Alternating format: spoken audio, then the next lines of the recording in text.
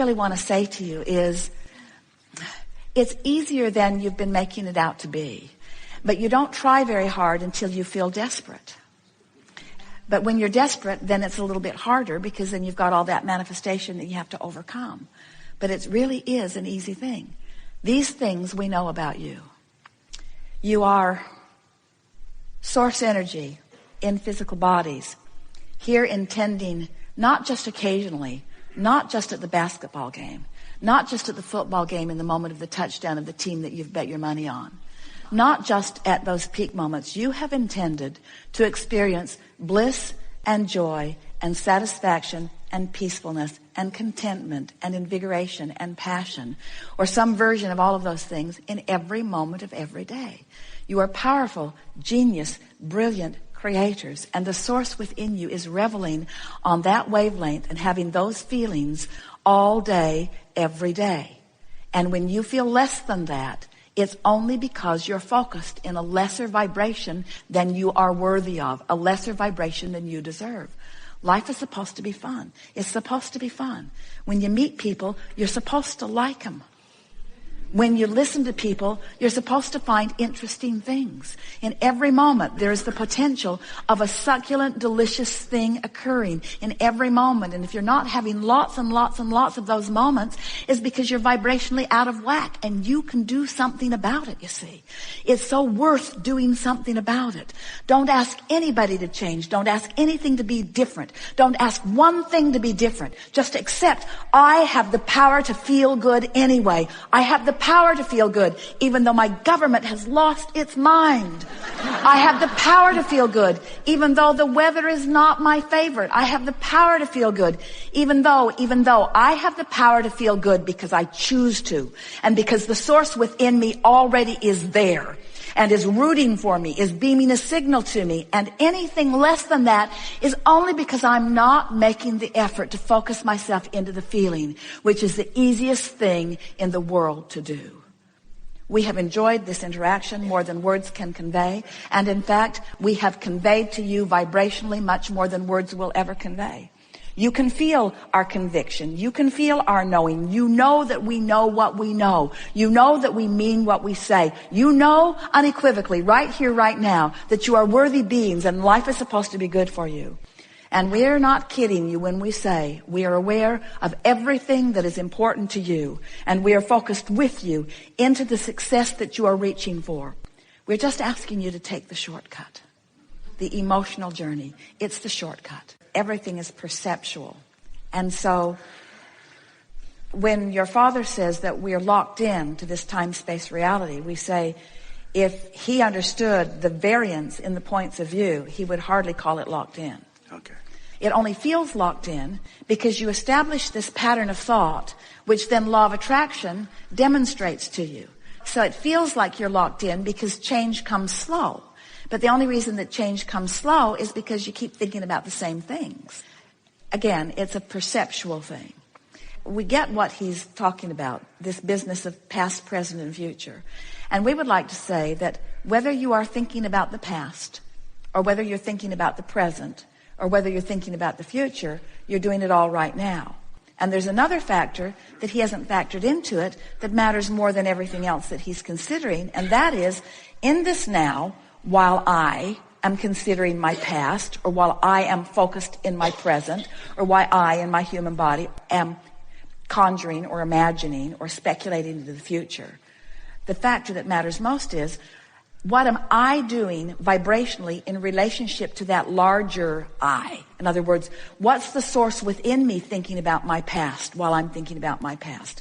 What's the source within me thinking about my now while I'm thinking about my now? In other words, whether it's past, present, or future is irrelevant, but whether it matches what source thinks is what's relevant. And that's the thing that almost nobody is considering.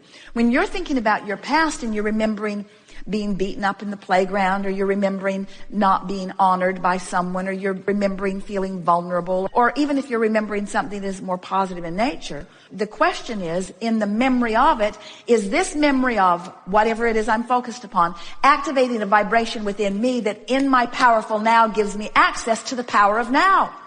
Because source is always focused now. That's what we were trying to say to you when we say source is coming forward into your now. You see, here we are, we're broadcasting all around the world, and some people, they're up in the middle of the night watching this broadcast, and it's in the middle of the night some places, and yet it's all right now, isn't it? Yes. And we say, it doesn't matter what time zone you're in, it's all happening now. And Source is rendezvousing with you in your now. That's the only thing that you need to consider in order to be in your full power. Yes. When people talk about time, when they talk about time, space, reality, we love your time, space, reality because it causes you to focus. But it causes you to focus now. It causes you to have an opportunity to have a relationship with Source who's focused now. And we promise you, the Source within you is not focused in your past. You were Source energy before you came into this physical body. A part of your consciousness came forth into this personality that you know as you. As you are exploring the pros and the cons and the pluses and the minuses, and I know what I don't want and I know what I do want, you're launching these preferences, these rockets of desire, and Source becomes immediate vibrationally involved in that. The Source within you becomes the vibrational equivalent of every request, and that's the now that you are reaching for. Oh, we've not said that before. So let's say it again. It is your vortex now that the Source within you is pulsing. And if you are pulsing anywhere short of that, then you're not in alignment with who you are.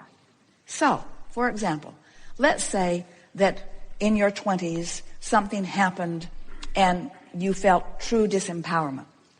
Well, you launched a rocket of desire. You wanted to know your power. You wanted to feel your clarity. You wanted to be the equivalent of everything that you were reaching for. The non-physical part of you became all of that immediately and holds that vibrational standard. And that vibrational standard is available to you now.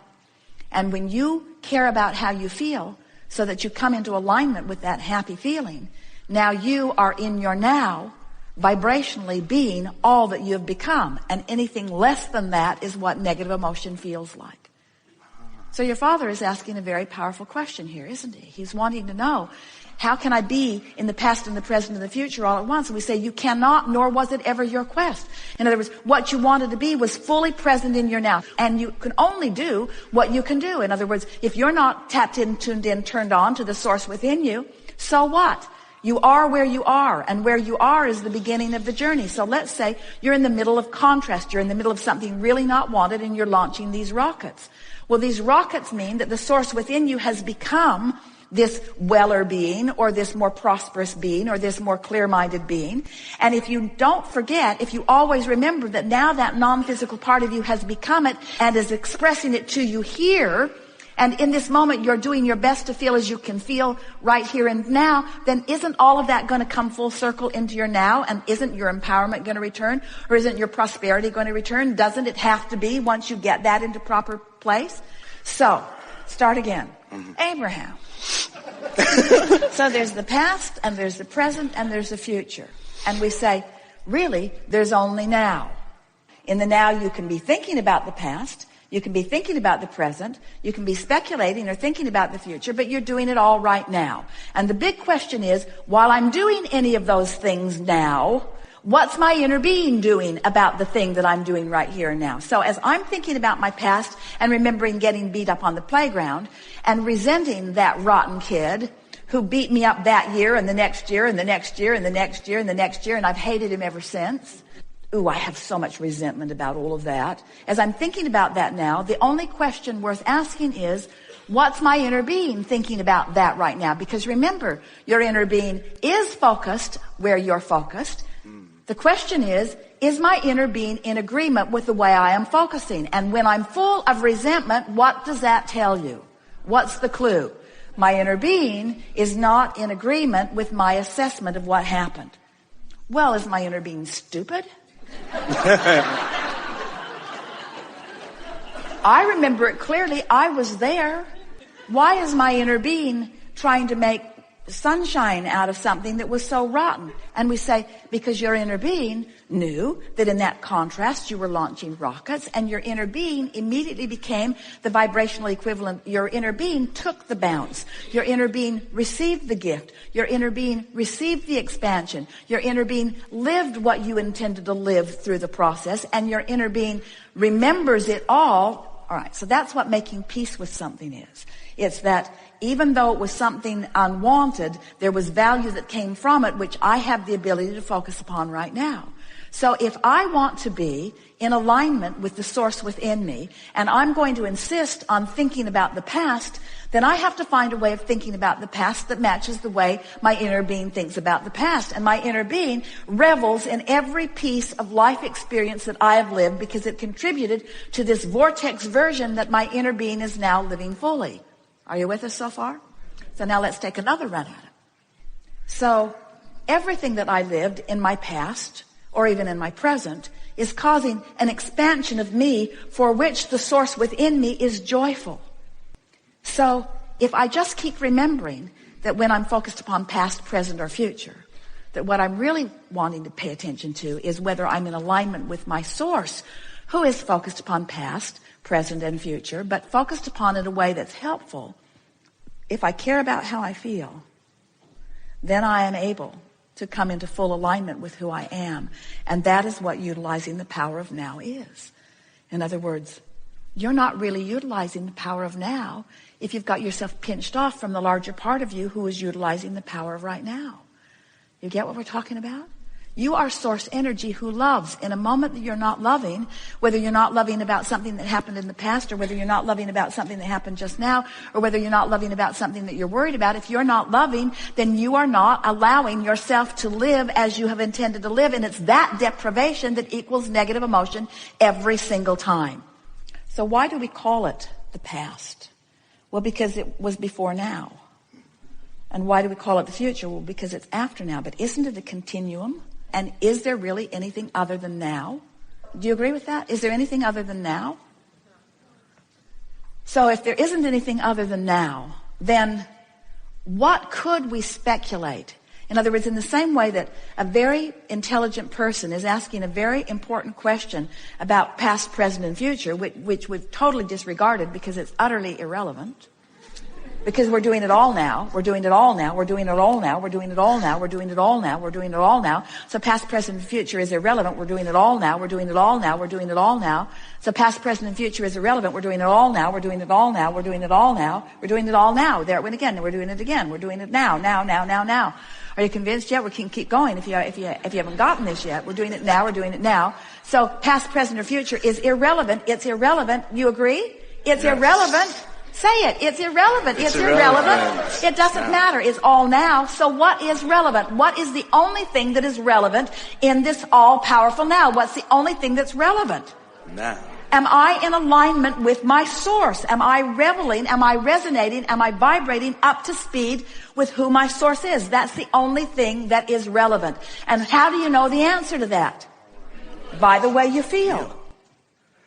Do you have control over the way you feel? Then do you have control over being in alignment with source? Then haven't we just solved all the mysteries of the universe? Doesn't that just answer everything? And so your sister says, how can I feel good? And we say, well, first, you have to want to, and boy, does she. And next, you have to know how to do it. And what's the answer to knowing how to do it? What's the answer to feeling good? I must vibrate in the same frequency as the source within me who does feel good. Is there any other way? That's it. Well, you could give me everything I want, Abraham.